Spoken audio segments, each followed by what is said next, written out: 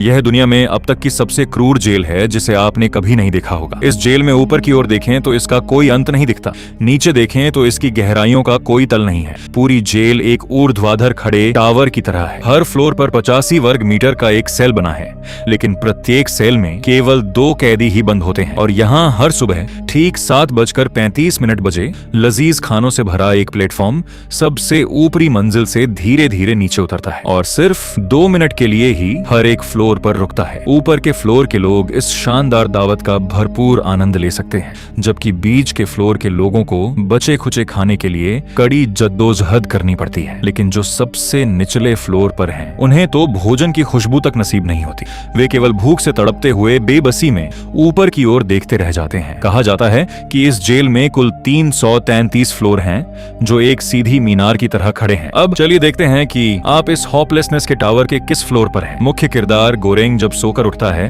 तो खुद को 48वें फ्लोर पर पाता है। उसका सेलमेट एक सफेद बालों वाला बूढ़ा आदमी ट्रिमगासी है, जिसकी आंखों में एक अजीब सी लालसा है। एक अनुभवी कैदी के रूप में वह कहता है, बधाई हो, पहली ही बार में तुम 48वें फ्लोर पर आ गए। जेल में नया होने के कारण गोरेंग को यहाँ के नियमों की कोई जानकारी नहीं है। जब वह अपना परिचय देने के लिए आगे बढ़ता है तो बूढ़ा उसे टोक देता है, कृपया अपनी तरफ ही रहो। गोरेंग ये सुनकर गोरेंग हैरानी से पीछे हट जाता है। फिर जैसे ही लाल बत्ती बुझती है और हरी बत्ती जलती है, बूढ़ा अपना तकिया जमीन पर रखता है और घुटनों के बल बैठ जाता है। इसके तुरंत बाद खाने से भरा प्लेटफॉर्म ऊपर से नीचे आता है। बूढ़ा फौरन जानवरों की तरह खाने पर टूट पड़ता है। गोरेंग प्लेटफॉर्म पर भोजन को देखता है और पाता है कि यह केवल दूसरों का झूठा और बचा कुचा खाना है। जब उसने ऊपर की ओर देखा तो उसे सच्चाई समझ में आ जाती है। यदि ऊपर 47 फ्लोर है तो उसके सामने जो खाना आया है वह 96 लोगों का झूठा है। लेकिन बूढ़े को इससे कोई फर्क नहीं पड़ता। इसके बजाय वह गोरेंग को जितना हो सके उतना खाने की सलाह देता है, क्योंकि दिन भर में केवल एक बार ही खाना मिलता है। भूख से मजबूर होकर गोरेंग कचरे के ढेर में एक ताजा सेब ढूंढ निकालता है और उसे चुपके से अपनी जेब में रख लेता है। लेकिन उसे अंदाजा भी नहीं है कि यहाँ का एक और क्रूर नियम है। यदि कोई खाना छुपाने की हिम्मत करता है तो जिस फ्लोर पर वह है उस फ्लोर का पनिशमेंट सिस्टम तुरंत सक्रिय हो जाएगा, जिससे अत्यधिक गर्मी या अत्यधिक ठंड का प्रभाव पड़ेगा। उन लोगों के लिए एक सख्त सजा के रूप में कमरे का तापमान तेजी से 60 डिग्री सेल्सियस तक पहुंच गया। बूढ़े व्यक्ति के इशारे पर गोरेंग ने तुरंत अपने पास से एक सेब निकाला और उसे फेंक दिया, जिसके तुरंत बाद ही कमरे का तापमान धीरे धीरे सामान्य हो जाता है। ये देख आप कल्पना कर ही सकते हैं कि यह जगह कितनी क्रूर है। लेकिन गोरेंग इस जेल में क्यों है? क्योंकि वह जेल में रहकर अपनी सिगरेट पीने की लत को छोड़ना चाहता था और इस तरह अपनी बुरी आदतों को सुधारना चाहता था। कहा जाता है कि इस जेल में 6 महीने बिताने के बाद आपको एक सर्टिफिकेट मिलेगा और गोरेंग का मानना था कि यह सर्टिफिकेट भविष्य में उसके काम आ सकता है। इसीलिए उसने खुद को परखने के लिए इस जेल में आने का फैसला किया था। अगले दिन उसका सेलमेट फिर से पागलों की तरह खाना खाने लगता है, लेकिन गोरेंग के लिए अभी भी अपने सामने बचे हुए खाने को स्वीकार करना मुश्किल था। वह केवल बुनियादी नैतिक सीमाओं पर अड़े रहकर भूखा रहने को मजबूर था। उसके बाद प्लेटफॉर्म धीरे धीरे अगली मंजिल पर उतर गया। आखिरी घूंट शराब पीने के बाद बूढ़े व्यक्ति ने बोतल को नीचे फेंक दिया और धार बहाते हुए नीचे के लोगों पर चिल्लाते हुए कहा, तुम्हें तुम्हारी शराब मिल गई कमीनों। ये देखने के बाद तो गोरेंग का भी माथा घूम जाता है और बूढ़े आदमी से पूछता है कि उसने ऐसा क्यों किया। यह निचली मंजिलों पर रहने वाले लोगों की स्थिति थी। फिर गोरेंग ने पूछा, हम अगली मंजिल पर जाएंगे तब क्या होगा? बूढ़े ने उत्तर दिया, अगले महीने वे ऊपर भी हो सकते हैं और फिर वे भी हमारे ऊपर पेशाब करेंगे। गोरेंग ने सिर झुका लिया। गोरेंग खड़ा हुआ और अपनी किताब उठाई। उसने कहा, मैं यहाँ एक किताब के साथ आया हूँ। उसने बूढ़े से पूछा, आप अपने साथ क्या लाए हैं? बूढ़े ने मुस्कुराते हुए चाकू दिखाया और कहा, साफ है, मैं अपने साथ सबसे घातक हथियार लाया हूँ। ये देख गोरेंग सहम जाता है। हालांकि तीसरे दिन जब प्लेटफॉर्म नीचे आया तो उस पर एक महिला बैठी थी। गोरेंग एक पल के लिए हैरान रह गया। जब वह उसे छूने के लिए आगे बढ़ा तो उसने अपना हाथ पीछे खींच लिया था। बूढ़े ने गोरेंग को बताया कि इस महिला का नाम मिहारू है। वह हर महीने यहाँ आती है, केवल अपने बच्चे को खोजने के लिए। लेकिन इस जेल के नियमों के अनुसार 16 साल से कम उम्र के बच्चों का प्रवेश वर्जित है। महिला यहाँ अपने बच्चे को कैसे ढूंढ सकती है, यह सोचकर गोरेंग एक बार फिर उलझन में पड़ गया। जल्द ही प्लेटफॉर्म फिर से नीचे जाने लगता है। जैसे ही प्लेटफॉर्म अगली मंजिल पर पहुंचता है, मिहारू को 2 भूखे आदमी जबरदस्ती उठा लेते हैं। गोरेंग ऊपर से चिल्लाता है। वह मदद करना चाहता था, लेकिन प्लेटफॉर्मों के बीच 6 मीटर की दूरी उसे नीचे कूदने की हिम्मत नहीं देती। सिर्फ 10 सेकंड बाद गोरेंग एक आदमी की चीख सुनता है। तभी मिहारू बिना किसी खरोंच के वापस आती है। उसके हाथ में एक चाकू था। साफ है कि उसने उन दोनों को ठिकाने लगा दिया है। ये देख गोरेंग बूढ़े से पूछता है, क्या वह फिर से मारेगी? तुम्हें क्या लगता है? बिल्कुल। दिन बीतते गए। गोरेंग और बूढ़े आदमी के बीच दोस्ती गहरी हो गई। हर दिन वे कचरे के ढेर में खाना ढूंढते और एक दूसरे को अपनी कहानियां सुनाते। यह महीना काफी सुकून से बीत रहा था, पर उन्हें नहीं पता था कि किस्मत पलटने वाली है। जेल का एक खास नियम है, हर महीने की एक तारीख को रात 12:39 पर कैदियों की मंजिलें अचानक बदल दी जाती हैं। यह नियम न केवल भेदभाव को खत्म करता है, बल्कि किस्मत को और भी डरावना बना देता है। कोई भी रातों रात स्वर्ग से नर्क में गिर सकता है। जब गोरेंग की आंख खुली, उसने खुद को कपड़ों की पट्टियों से बिस्तर पर कसकर बंधा हुआ पाया। जैसे ही वह छूटने की कोशिश करता है, बूढ़ा आदमी हाथ में चाकू लेकर पास आता है। उन्हें 171वीं मंजिल मिली है, जहां खाने का एक दाना भी नहीं बचता। अब गोरेंग ही उस बूढ़े के लिए भोजन का एकमात्र जरिया है। लाश को सड़ने से बचाने के लिए वह उसे तुरंत नहीं मारेगा। 7 दिन बीतने के बाद ही वह अपना काम शुरू करेगा, वरना पूरा महीना काटना मुश्किल होगा। प्लेटफॉर्म नीचे आता है और जैसा कि उम्मीद थी, वहां खाने के लिए कुछ नहीं था। बर्तन तक चाटकर साफ कर दिए गए थे। ऊपर के कैदियों ने उनके लिए एक हड्डी तक नहीं छोड़ी। दिन धीरे धीरे बीतते रहे। इन 7 दिनों में गोरेंग को एक पल के लिए भी नहीं खोला गया। यह समय उसके लिए किसी नर्क से कम नहीं था। अब सही वक्त आ चुका है। बूढ़ा आदमी गोरेंग के मुंह में रस्सी ठूंस देता है, उसकी पैंट फाड़ता है और फिर चाकू उसकी जांघ में घोंप देता है। जैसे ही गोरेंग दर्द से चिल्लाया, अपने बच्चे को ढूंढने वाली मिहारू ठीक उसी समय वहां पहुंच गई। उसने एक शराब की बोतल बूढ़े के सिर पर दे मारी। फिर उसने जमीन से चाकू उठाया और बड़ी सटीकता से बूढ़े का गला काट दिया। वह तुरंत गोरेंग को खोलने के लिए उठी और चाकू सीधे उसे थमा दिया, यह इशारा करते हुए कि गोरेंग खुद बूढ़े को खत्म कर दे। इस अनुभव ने उसे यह एहसास कराया कि संसाधनों की अत्यधिक कमी होने पर व्यक्तिगत अस्तित्व के लिए नैतिक सीमाओं को तोड़ना ही पड़ता है। इस घटना ने पहली बार उसे सिस्टम के नियमों पर सवाल उठाने के लिए मजबूर किया। इसके बाद गोरेंग ने गुस्से में एक के बाद एक कई वार किए, लेकिन जल्द ही शारीरिक थकान के कारण वह बेहोश हो गया। न जाने कितना समय बीत गया, लेकिन जब गोरेंग को होश आया तो उसने एक ऐसा दृश्य देखा जिसने उसके रोंगटे खड़े कर दिए थे। मिहारू बूढ़े की लाश के पास बैठी थी और धीरे धीरे उसका मांस खा रही थी। गोरेंग को जागते देख उसने खून से लथपथ मांस का एक टुकड़ा उसके मुंह के पास किया, लेकिन उस अचानक आई गंध ने गोरेंग के मन में घृणा भर दी। मगर जिंदा रहने के लिए उसने अपनी घृणा को दबाया और मांस को निगल लिया। मिहारू ज्यादा देर वहां नहीं रुकी और अपने बच्चे की तलाश में आगे बढ़ गई। अगले 1 महीने तक गोरेंग उसी बूढ़े के शरीर के सहारे जीवित रहता है। फिर एक दिन एक कुत्ते की जीभ ने उसे चाट कर जगाया। उसे पता चला कि अब उसे 33वें फ्लोर पर भेज दिया गया है और उसकी नई साथी वही महिला अधिकारी इमो गायरी थी जिसने जेल में उसका इंटरव्यू लिया था। उसने बताया कि इस जेल के गड्ढे में कुल 200 मंजिलें हैं, जिनमें 401 कैदी रहते हैं। उन्हें मिलने वाला भोजन 5 स्टार शेफ द्वारा तैयार किया जाता है। यहाँ भोजन पर नियंत्रण बहुत सख्त है,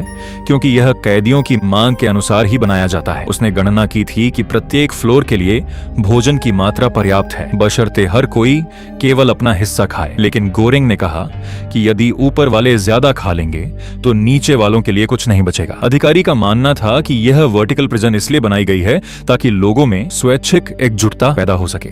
इसीलिए जब भी भोजन का प्लेटफॉर्म नीचे जाता, वह नीचे वालों को समझाती कि वे अपने खाने पर नियंत्रण रखें ताकि दूसरों के लिए भी भोजन बच सके। लेकिन नीचे वाले कैदियों ने उसकी एक न सुनी और उसे अपशब्द कहे। इसके बावजूद अधिकारी ने हार नहीं मानी। वो हर रोज उन्हें समझाने की कोशिश करती थी, लेकिन बदले में उसे सिर्फ बेरुखी और मजाक ही मिलता था। आखिरकार एक दिन डरे हुए और परेशान गोरेंग से अब और नहीं देखा गया। वो प्लेटफॉर्म के किनारे गया और नीचे वालों को चेतावनी देते हुए चिल्लाया, अगर तुम लोग ऐसे ही करते रहे तो मैं रोज तुम्हारे खाने में गंद फैला दूंगा। मैं इसे हर दाने पर छिड़क दूंगा, समझ गए? तुम्हें रोज यही खाना पड़ेगा और यही बात अपने से नीचे वालों को भी बता देना। क्या ये साफ है? कुछ ही समय बाद अपने बच्चे को ढूंढने वाली वो औरत मिहारू दोबारा प्लेटफॉर्म से नीचे आई, लेकिन इस बार वो बेहोश होकर प्लेटफॉर्म पर गिर पड़ी। गोरेंग ने उसे देख लिया और फौरन उसकी मदद के लिए दौड़ा। जल्दी आओ, मेरी मदद करो। उसने चिल्लाकर दूसरे कैदी इमोगोरी को बुलाया और दोनों उसे उठाकर बिस्तर पर ले गए। आधी रात को दोनों महिलाओं के बीच अचानक झगड़ा हो गया और वो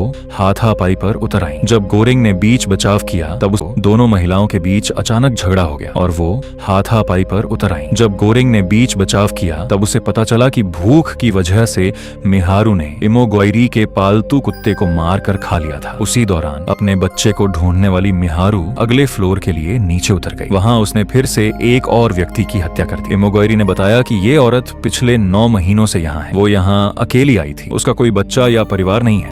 वो एक मशहूर फिल्म स्टार थी जो खुद को पर्दे पर मैरिलन मुनरो की तरह देखना चाहती थी, लेकिन अब वो एक खूंखार हत्यारी बन चुकी थी जो एक ऐसे बच्चे की तलाश में है जो है ही नहीं। इमोगोयरी ने यहाँ 25 साल काम किया था और अनगिनत लोगों को अंदर भेजा था, लेकिन उसे अंदाजा नहीं था कि अंदर की स्थिति इतनी भयानक है। गोरेंग यहाँ इसलिए आया था क्योंकि वो 3 साल से कैंसर से जूझ रहा था। उसे लगा था कि वो अंदर आकर चीजों को सुधार पाएगा, लेकिन इंसान के लालच के आगे उसके आदर्श धराशायी हो गए। इस बार वो फ्लोर 202 पर पहुंच गया था। जब उसने नीचे झांका तो उसे गहराई का कोई अंत नजर नहीं आया। उसे एहसास हुआ कि ये जेल सिर्फ 200 फ्लोर तक सीमित नहीं थी, बल्कि ये और भी गहरी थी। जब उसने पीछे मुड़कर देखा तो उसे अचानक पता चला कि इंटरव्यू लेने वाली इमोगोयरी ने फांसी लगाकर खुद को इस क्रूर जेल से आजाद कर लिया है। यह देख गोरेंग दर्द से चीखने चिल्लाने लगा। इस समय उसका दिमाग लगातार मतिभ्रम पैदा कर रहा था। यह उसे इंटरव्यूअर की लाश खाने का इशारा कर रहा था। मेरा मांस खाओ, मेरा खून पियो, तभी तुम जीवित रह पाओगे। मेरा मांस खाने योग्य है, मेरा खून पीने योग्य है। मेरा मांस खाओ, मेरा खून पियो और मुझ में बने रहो, आमीन। लेकिन वह कागज खाकर जीवित रहने पर अड़ा रहा। अंततः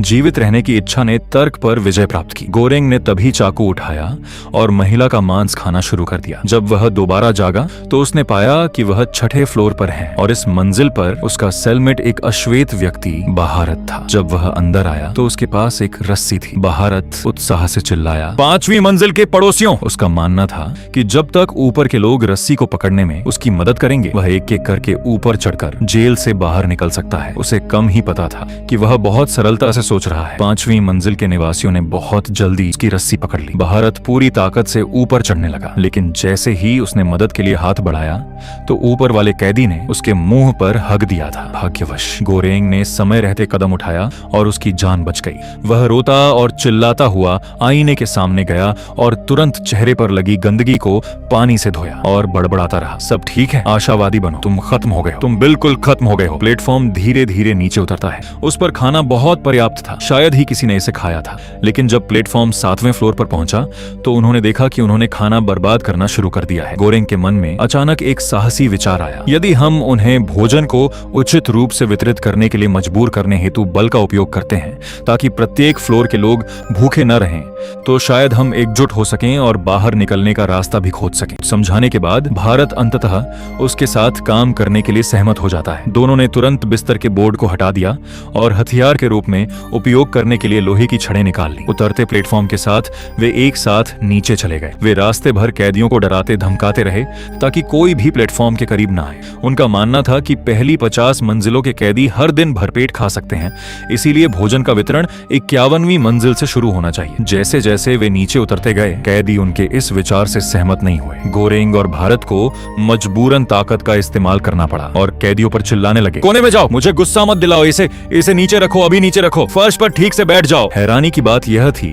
कि अपनी ताकत के दम पर उन्होंने पूरे रास्ते किसी को भी प्लेटफॉर्म के पास नहीं आने दिया। अंत में उनकी मुलाकात एक बुद्धिमान व्यक्ति से हुई। उसने कहा, अब जो कर रहे हैं उससे यहाँ की स्थिति नहीं बदलेगी, क्योंकि ऊपर बैठे प्रबंधकों को कभी पता ही नहीं चलेगा कि नीचे क्या हो रहा है। अगर आप बदलाव चाहते हैं तो आपको ऊपर एक संकेत भेजना होगा, तभी शायद कोई उम्मीद की किरण दिखे। उन्होंने एक बर्थडे केक को अपने संदेश के रूप में चुना। उन्होंने तय किया कि वे इसे बिना छुए 0 लेवल तक पहुंचाएंगे ताकि प्रबंधकों को लगे कि भोजन उनके स्वाद के अनुसार नहीं था। इस तरह प्रबंधक खुद नीचे आकर जांच करेंगे। जैसे जैसे प्लेटफॉर्म नीचे जाता गया, वे जल्द ही 51वीं मंजिल पर पहुंच गए और वहां लोगों को खाना बांटना शुरू कर दिया। लेकिन 100वीं मंजिल के नीचे पहुंचते ही नजारा बदल गया। यहाँ लगभग सभी लोग भूख से मर चुके थे। उन्होंने गौर किया कि यदि किसी मंजिल पर कोई जीवित व्यक्ति नहीं बचता तो प्लेटफॉर्म नीचे गिरना जारी रखता है। तभी नीचे से चीखने चिल्लाने की आवाजें आने लगी। भूख ने कैदियों को आपस में लड़वा दिया था। ये देख गोरेंग और भारत ने मदद करने का फैसला किया और काफी देर तक लड़ने और मार खाने के बाद उन्होंने हिंसक कैदियों को ठिकाने लगा दिया। बुरी तरह घायल होने के बावजूद वे अपने शरीर को घसीटते हुए और नीचे की ओर बढ़ते रहे। हर फ्लोर पहले से कहीं अधिक क्रूर और भयानक था। दोनों ने मिलकर केक को बचाए रखा। उनकी उम्मीद थी कि यह प्लेटफॉर्म लेवल 0 तक पहुंच सकेगा ताकि ऊपर के लोगों को पता चल सके कि कोई इस दुनिया को बदलने की कोशिश कर रहा है। आखिरकार प्लेटफॉर्म लेवल 333 पर जाकर रुका। साफ तौर पर यह आखिरी फ्लोर था। वहां उन्हें बिस्तर के नीचे छिपी एक छोटी बच्ची मिली। शायद यह वही बच्ची थी जिसे वह महिला मिहारू ढूंढ रही थी। बच्ची की आंखों में भूख देखकर दोनों ने अंततः वह केक उसे खिला दिया। यह बच्ची, जिसे अस्तित्वहीन माना जाता था, शायद उम्मीद का प्रतीक है या फिर इस पूरी जेल प्रणाली की एक बड़ी खामी। यह फिल्म वर्टिकल जेल और प्लेटफॉर्म के माध्यम से मानवीय स्वभाव के सबसे अंधेरे और लालची पहलुओं को गहराई से दर्शाती है। लेकिन वास्तविकता का सामना करने का यही साहस इस फिल्म को आम फिल्मों से अलग बनाता है। जब आप किसी ऊंचे या सुरक्षित पद पर होते हैं तो क्या आप निचले स्तर के लोगों की कठिनाइयों को अनदेखा कर देते हैं? और जब आप पर जीवित रहने का भारी दबाव होता है तो क्या आप अपनी इंसानियत को बचाए रख पाते हैं? अपना जवाब कमेंट में जरूर बताना। फिल्म के अगले पार्ट में फिर मिलते हैं।